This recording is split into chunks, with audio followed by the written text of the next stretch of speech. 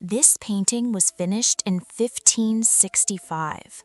3 years later, everything in it came true. The frozen river, the desperate hunters, the house burning in the distance. Pieter Bruegel wasn't just painting winter. He was painting the end of the world as they knew it. And here's the disturbing part. He knew it was coming. Look at these hunters. Really look at them. They're not just tired, they're defeated. Shoulders slumped, heads hanging. Every footstep through that snow looks heavier than the last. You can actually trace their footprints back across the landscape. They've been walking for hours. And what do they have to show for it? One pathetic fox, not even for food, just for its fur or to protect the chickens back home. But look at their weapons. Those are boar spears, deer spears, weapons meant for a real hunt, a real feast. And they're carrying 13 hunting dogs, greyhounds, bloodhounds, the expensive kind. This wasn't supposed to be a small expedition. Even the dogs know they failed. Look at their faces, ears drooping, heads down. One of them is literally staring at us like, "Can you believe this?" And here's the detail that makes my skin crawl.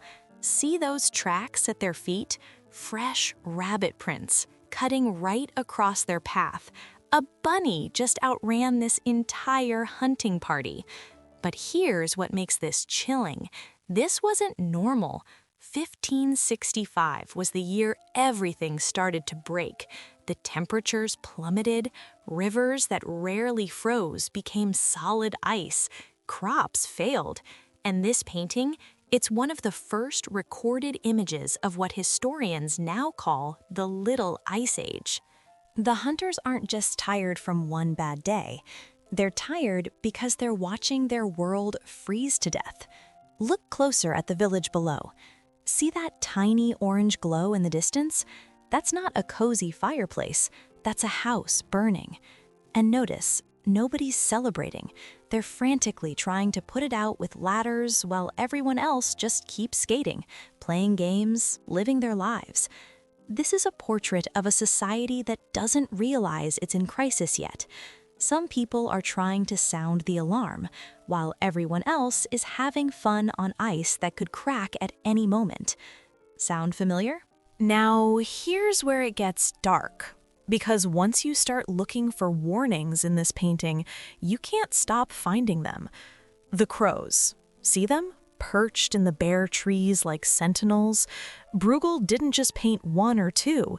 He scattered more than a dozen throughout the scene.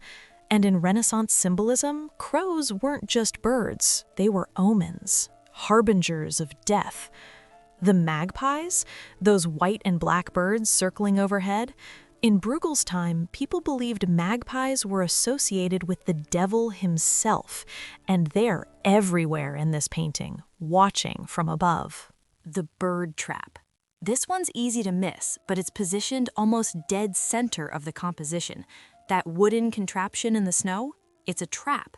And during Bruegel's era, bird traps had a very specific symbolic meaning. They represented the devil's snares.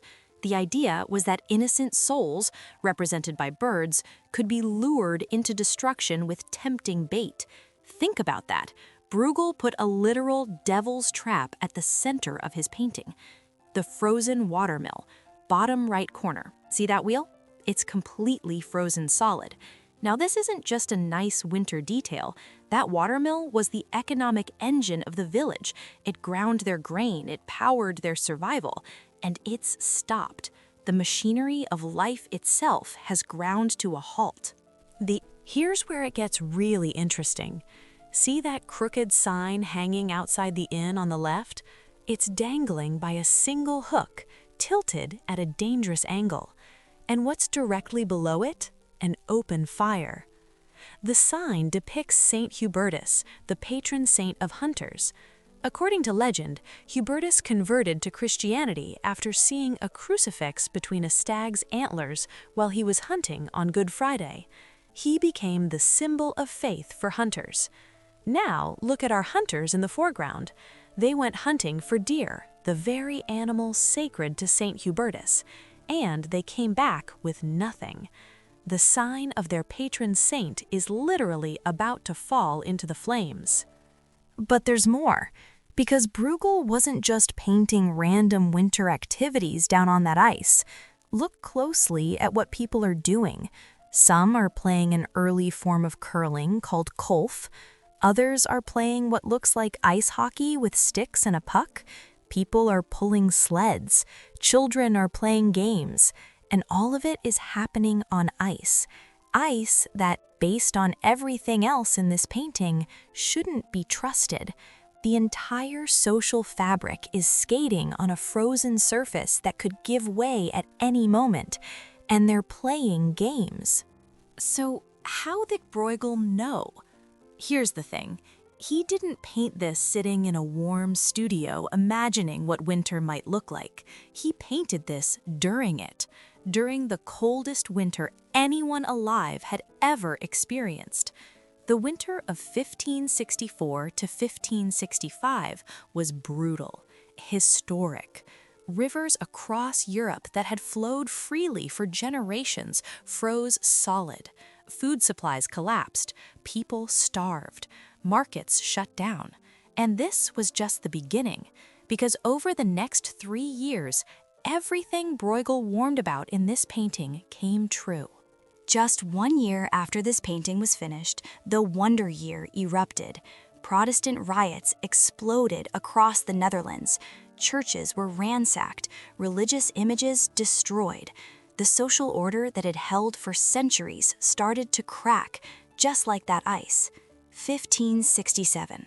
The Duke of Alba arrived with 10,000 Spanish troops to crush the rebellion. He established the Council of Troubles, which locals called the Council of Blood. Thousands were executed. The burning house in Bruegel's painting, it became a daily reality. 1568. The 80 Years' War began, a conflict that would consume the Netherlands and kill millions before it was over. 3 years. That's all it took for Bruegel's frozen, ominous landscape to become literal hell. But here's what haunts me. Bruegel painted this for a wealthy Antwerp banker named Nicholas Jongelink. It was commissioned as part of a series on the seasons, a traditional, safe subject matter. Nobles loved these. They'd hang them in their dining halls and admire the changing of the year. But look at what Bruegel actually delivered. This isn't a celebration of winter. This is a warning. The failed hunt, the burning house, the devil's traps, the crooked sign of faith about to fall into flames, the village skating on unstable ice.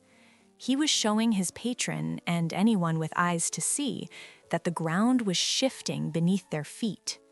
The painting was so powerful, so haunting, that Bruegel's son later made over 100 copies of it. Think about that. After everything came true, after the wars and the famines and the death, people still wanted this image in their homes. Why? Because they recognized themselves in it. Want to know the most disturbing detail in this entire painting? Those mountains in the background? They don't exist. There are no mountains like that anywhere near Flanders.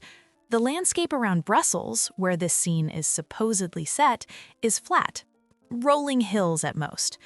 Bruegel invented those mountains based on memories from a trip he took to Italy years earlier. He saw the Alps, and they clearly left a deep impression on him, so he just dropped them into a Flemish winter scene where they have no business being. The hunters feel it. You can see it in their posture, in their exhaustion. But the villagers on the ice, they're still in denial, still playing, still acting like this is just another winter. We do this. We all do this.